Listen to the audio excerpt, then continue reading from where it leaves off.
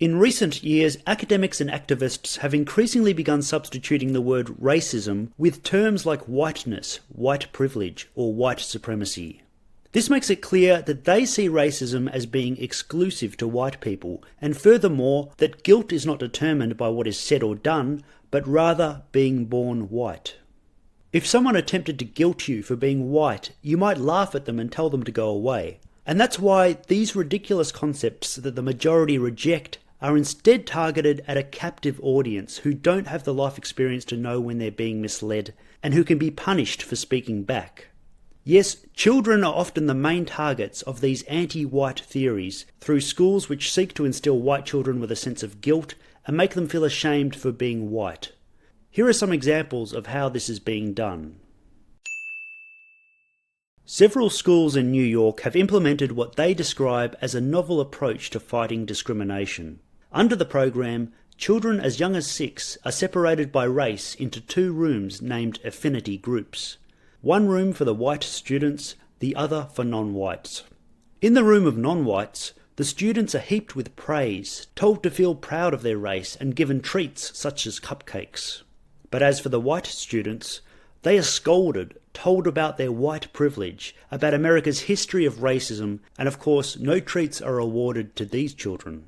Parents have claimed that this program deliberately instills in white children a strong sense of guilt about their race. Some kids come home in tears saying, "I'm a bad person." A parent noted, 100% of the curriculum is what whites have done to other races. Parents, moreover, say the classroom segregation only breeds resentment. Younger children, for instance, feel left out when the kids of colour come back to the main classroom munching on cupcakes they were given in their affinity group. The program is run by Anshu Wahi, who's held the title of Director of Diversity at Bank Street since 2013. I think there has to be a systemic change in the way people approach education. So I think that sort of multiculturalism shouldn't just be like a week or a unit or something. It should be something that infuses all of the work that teachers do, because that's the reality of where we are now. She believes the answer to racism is teaching white kids to see race in everything, a process called white racial socialization. Wahi believes even white babies display signs of racism, so she encourages parents to talk to their kids about race as early as kindergarten, making them hyper-aware of racial differences and to examine their whiteness. A similarly racially focused curriculum in America is called Deep Equity, which trains teachers on how to teach their students about white privilege and systems of white supremacy. In effect, it aims to teach white children that despite belonging to an undesirable race, they can redeem themselves to some extent by becoming allies of non-whites. As Deep Equity lays out, to become a white ally you must 1. See race, 2. Listen to and learn from people of colour, 3. Acknowledge the reality of racism, 4. Acknowledge the reality of white racial privilege, 5. Transcend guilt, 6. Educate other white people, 7. Confront racist behaviours, attitudes and practices, and 8. Use your privilege to work for racial and social justice. The curriculum also describes 3 types of white identities, 2 of which are immoral, the third being acceptable but requiring a lifelong effort. The 3 white identity orientations are as follows. Fundamentalist white identity, characterised by denial, ignorance, supremacy, quote, I don't know. Integrationist white identity, awareness/curiosity, guilt, paternalism/compliance, quote, now I think I know everything. But the white identity that the teacher wishes to instill in white children is transformationist white identity, self-reflective, humility/authenticity, systemic power shift, quote, I will be learning about this all my life. I became director of a nonprofit organization, another highlight in my career, which was really to develop multicultural materials for predominantly white schools and white educators. And this was back in the 1970s. Because my question became really, how can we educate kids that are growing up in white America who don't end up as ignorant as I was when I graduated from my high school? So I started developing a set of curriculums, teacher training strategies, really to educate white America about the realities of our diverse nation. In one instruction slide, Deep Equity orders teachers to explicitly reject and resist parents and other outsiders who take issues with the curriculum's content. It explains, as leaders for systemic equality, we must explicitly reject and resist any attempts by anyone in our school district or in the larger community who claims that educational disparities are caused only by poverty. A high school teacher in Normand High School in Oklahoma gave a lecture during a class dealing with racial tensions in America. A student secretly recorded the lecture, which began with the teacher playing a video which showed a man holding a globe and applying whiteout over a country to illustrate what white people have done to non-white nations. Because this one comes with whiteout, a race already existing and thriving regions so that you can visit them, reclaim them, and then rename them after yourself, all while redefining what the word discover means. Check it out. Colonialism. The teacher then went on to make the claim that to be white is to be racist, period. To be white is to be racist, period. The student who recorded the clip told the press, "I felt like he was encouraging people to kind of pick on people for being white." The student's dad asked, "Why is it okay to demonise one race to children that you are supposed to be teaching a curriculum to?" Branded bigots at the age of 3. Thousands of pupils are being reported for so-called hate crimes after using innocuous words such as Chinese boy, Somalian, or gay. Schools file the incidents for local education authorities. The details are also passed to Ofsted inspectors who are required to assess how teachers deal with bullying. Records of a child's prejudice-related behaviour can be passed on to their next school, potentially casting a shadow over their secondary education. Alleged offences by more than 4,000 pupils were logged in just 13 council areas, meaning the national total may stretch into the tens of thousands. The reporting of racist incidents in schools became recommended practice for local education authorities across the country under Labor. Of the 1,909 incidents where the age of the children involved was specified, over half were in primary schools, and astonishingly, 4 were in nursery schools. Another story involving Ofsted. School marked down by Ofsted for being too white. Parents angered after Lincolnshire Primary School marked down by inspectors for not having enough black or Asian children. Ofsted was accused of political correctness after downgrading a top rural primary school for effectively being too English. The report said, "The large majority of pupils are white British, very few of them from other ethnic groups, and currently no pupils speak English as an additional language. The school needs to extend pupils' understanding of the cultural diversity of modern British society by creating opportunities for them to have first-hand interactions with their counterparts from different backgrounds beyond the immediate vicinity." Benjamin Bannon, a father of 2 children who attended the school, said, "It's outrageous that a British school can be punished for being too British. It just doesn't make sense at all." But Lincolnshire Primary School are attempting to fix their problem of whiteness. Melanie Brunton, the head teacher, said school trips usually involved visits to the countryside, farms and zoos, but it had recently focused on outings to a mosque and factory. In another case of schools being penalised for being too white, North Hollywood, Los Angeles, outrage has grown at Walter Reed Middle School in North Hollywood as the school faces layoffs and increased class sizes due to a law limiting funds for schools with a higher white student body. The Los Angeles Unified School District provides more funding for schools where the white population is below 30%. The racial formula was a condition imposed by court decisions dealing with desegregation in the 70s. One student's parents said, "Thankfully we're going to keep our librarian, we're going to keep our nurse, but we may lose a few teachers, but not as many as we once thought." Several jobs could still be lost and class sizes could grow. For many parents, the race-based reason of too many white children has made the cuts more difficult to swallow. White privilege survey in high school class sparks parents' ire.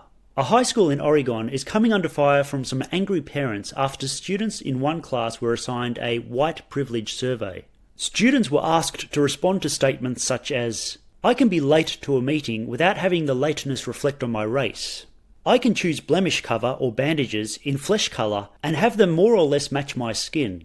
I can walk into a classroom and know I will not be the only member of my race. A father of one of the students commented, I think you should be learning actual education and not be part of some social experiment or some teacher's political agenda. A spokeswoman for the school said, the survey is just one activity that engages students in exploring this area. She told the reporter that the class was meant for students to explore social issues, specifically in relation to race, class and sexuality. Schoolgirl arrested for refusing to study with non-English pupils. A teenage schoolgirl was arrested by police for racism after refusing to sit with a group of Asian students because some of them did not speak English. Cody was attending a science class when the incident happened. The teacher had allocated her to a group to work on a project. According to the student, her project group had begun talking in a language she didn't understand, thought to be Urdu, so she went to speak to the teacher to ask that she be placed in another group. According to Cody, the teacher started shouting and screaming, saying, "It's racist! You're going to get done by the police!" Cody then went outside where another teacher found her, and after speaking to her class teacher, she put Cody in isolation for the rest of the day. A complaint was made to a police officer based full-time at the school, and more than a week after the incident, she was taken to Swinton Police Station and placed under arrest. Cody said, "They told me to take my laces out of my shoes and remove my jewellery, and I had my fingerprints and photograph taken. It was awful." After questioning on suspicion of committing a Section 5 racial public order offence, her mother Nicola said she was placed in a bare cell for 3.5 hours, then released without charge. Cody's mother spoke to journalists and said, "Cody was not being racist. The reaction from the school and police is totally over the top, and I'm furious my daughter had to go through this trauma when all she was saying was common sense." School insiders acknowledged that at least 3 of the students Cody refused to sit with had recently arrived in this country and spoke little English. Toddlers who dislike spicy food, racist. The National Children's Bureau, which receives £12 million a year, mainly from government-funded organisations, has issued guidance to play leaders and nursery teachers advising them to be alert for racist incidents among youngsters in their care. It alerts playgroup leaders that even babies cannot be ignored in the drive to root out prejudice, as they can recognise different people in their lives. The guide goes on to warn that children might also react negatively to culinary tradition other than their own by saying yuck. Nurseries are encouraged to report as many incidents as possible to their local council. 5th grader expelled for Obama lookalike comment. A co-anchor of a TV news program visited Stevenson Ranch Elementary School one lunchtime when 11-year-old 5th grader Grayson Thomas made a joke to a schoolmate seated next to him, saying something along the lines of, "Obama's visiting our school today." It wasn't Obama, of course, but from Grayson's point of view, the co-anchor had a similar demeanour to President Obama. These comments apparently were heard by the co-anchor's daughter, who became upset with what she perceived to be racism. The principal met with the district superintendent, and that afternoon Grayson was kicked out of Stevenson Ranch for good for implying that all black men look alike. The school's district superintendent spoke on local news about the incident, saying, "It's not what Grayson said, it's how he said it." Why police were called to a South Jersey 3rd grade class party. Police were called to an unlikely scene, an end-of-the-year class party at an elementary school in Collingwood. A 3rd grader had made a comment about the brownies being served to the class. After another student exclaimed that the remark was racist, the school called the Collingwood Police Department. The police officer spoke to the student, who is 9, and the local authorities. The mother said that the school overreacted and that her son made a comment about snacks, not skin colour. The boy's father was contacted by Collingwood Police later in the day. Police said the incident had been referred to the New Jersey Division of Child Protection and Permanency. The student stayed home for his last day of 3rd grade. Increasingly, students are releasing secretly recorded footage from their classrooms where teachers attempt to spread radical political ideologies. In one case, a student recorded a class session where his teacher, Livia Perez, had invited radical anti-fascist group By Any Means Necessary, or BAM, to recruit students. BAM is an activist group which encourages the use of violence against conservatives and supporters of Donald Trump, and they have been involved in several acts of mob violence. They have also been investigated by the FBI for links to terrorism. The lecturer passed out literature to students, asked for their contact details in a sign-up sheet, and invited them to protests. The teacher also forced students to watch a film on white guilt, which led to some students of accusing Perez of racism anonymously through the school's email. Perez responded by sending all her students a text message which read, "I received 2 emails accusing me of being a racist. The IT department will track down the IP addresses and reveal the identities. If you are involved or know who is involved, I recommend you come clean now before the consequences become even more severe."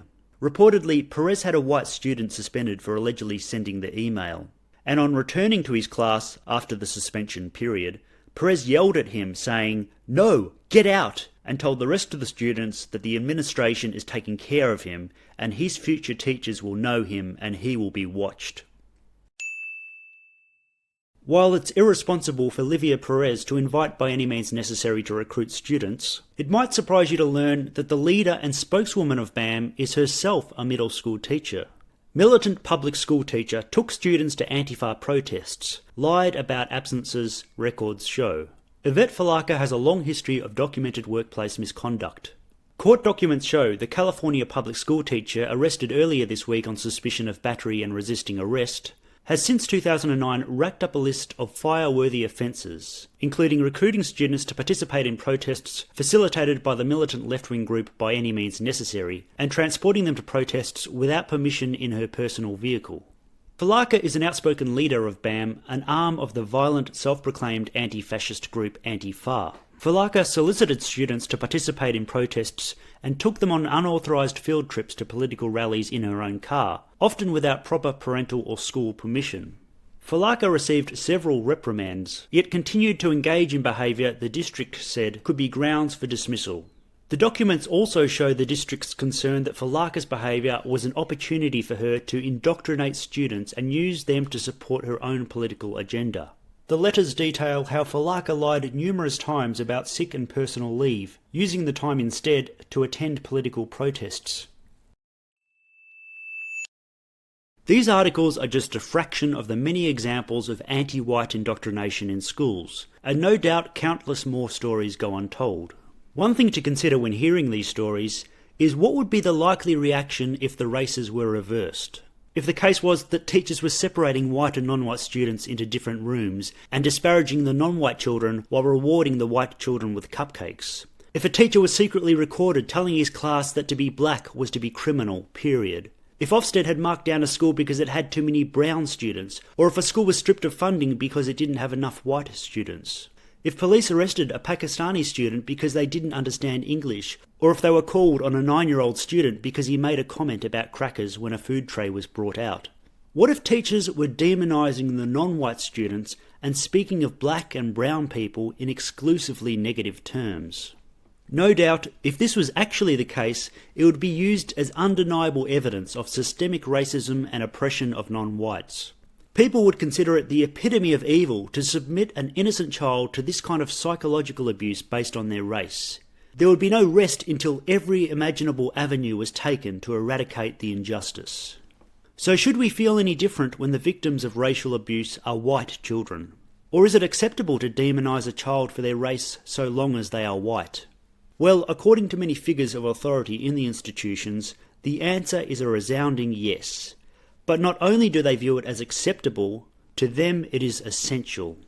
And so in many classrooms, white children are taught that they are part of the legacy of racism and that their achievements are not based on their talents and merits, but it has been unfairly handed to them at the expense of their non-white classmates. And non-white children are taught that they are prisoners in a white supremacist system. They are told to look at their white classmates as their oppressors and the enemy. The result of teaching a strong animosity towards white children is not only harmful to their mental health, but it can justify violent attacks on white students, as though it is righteous revenge against the crimes of their racist oppressors. Also keep in mind that in many schools today, white students are a minority, but that doesn't quell the resentment, in fact it often increases it. For instance, at a New York Beacon High School, 300 students engaged in a mass walkout, their complaint being that while New York is 42% white, pupils at their school made up 50% of the students. To them, this was an unacceptable amount of white children. Percy Julian Middle School in Oak Park decided to remove a mural which had been painted in 1937 because school officials said it failed to represent the school's diversity. Yes, it had to be torn down because the children depicted in the painting were hideously white. So where is all this coming from? Well, one reason why so many teachers are indoctrinating their students with these ideologies is that teachers themselves were indoctrinated in universities during their time spent acquiring their teaching qualifications. While the stories in this presentation look only at cases from kindergarten education through to high school, if we were to look at universities, we find that anti-white indoctrination happens far more often and is far more explicit. Texas A&M professor asks, when is it okay to kill whites? New York professor says having a white nuclear family promotes white supremacy. Professor tweets that white people should commit mass suicide. College professor says kill cops, kill all white people, and kill the straight. Professor says all I want for Christmas is white genocide. Georgetown professor says all white people are racist. College professor calls white people inhuman. Let them die. College professor says believing in hard work is a white ideology. College professor says white people are conditioned to commit mass murder. Professor equates math with white privilege. Professor says white supremacist patriarchy is responsible for the Vegas shooting. Professors hold a white racism course at FGCU. Professor calls for Holocaust against all white people. Professor says I'll teach my children to be cautious and distrust friendship with white people. Baltimore professor says white people need to personally give all of their money to black people. College professor says some white people may have to die to solve racism. Professor says white masculinity is a problem for America. Professor says all white people are racist. This professor was taken to the NYC hospital for psychiatric evaluation after he tweeted threatening to kill white people. White professor calls all white people to mass suicide because of slavery. The growing rhetoric with educational academics is that white children should not be allowed their innocence because they are part of the white supremacist system. They benefit from it, and so they bear guilt. This view is openly expressed by academic Tim Wise, who is regularly invited to schools to give lectures. I think that the important thing for white parents to keep in the front of our mind is that if black children in this country are not allowed innocence and childhood without fear of being killed by police or marginalized in some other way, then our children don't deserve innocence. If Tamir Rice can be killed, then white children need to be told at least at the same age. If they can't be innocent, we don't get to be innocent. The result of these views is that white children are now growing up in a world where they will be looked on as the enemy by all minority groups. And the only way to shield themselves is to prostrate themselves, admitting that they are the problem and promise to be an ally in fighting the scourge of whiteness. My poem is titled White Boy Privilege. Dear women, I'm sorry. Dear black people, I'm sorry. Dear Asian Americans, dear Native Americans, dear immigrants who come here seeking a better life, I'm sorry. Dear everyone who isn't a middle or upper class white boy, I'm sorry. I know it wasn't us 8th grade white boys who created this system, but we profit from it every day.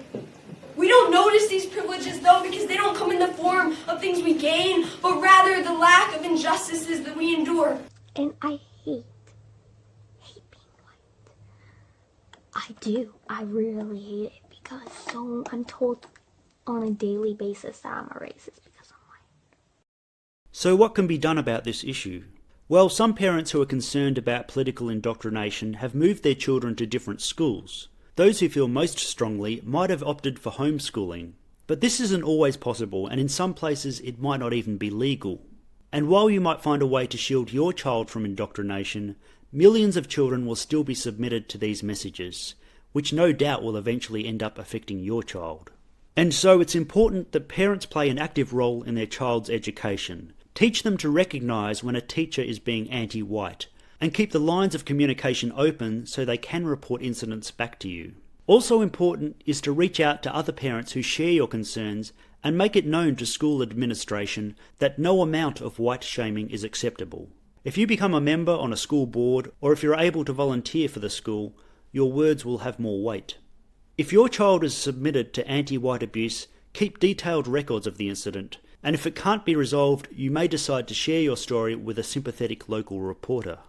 Never refer to anti-white incidents as racism, because according to modern academia, it is not possible to be racist towards whites because white people hold power and privilege, and so your concerns will be dismissed as confusion. They will see you as simply being ignorant of the definition of racism.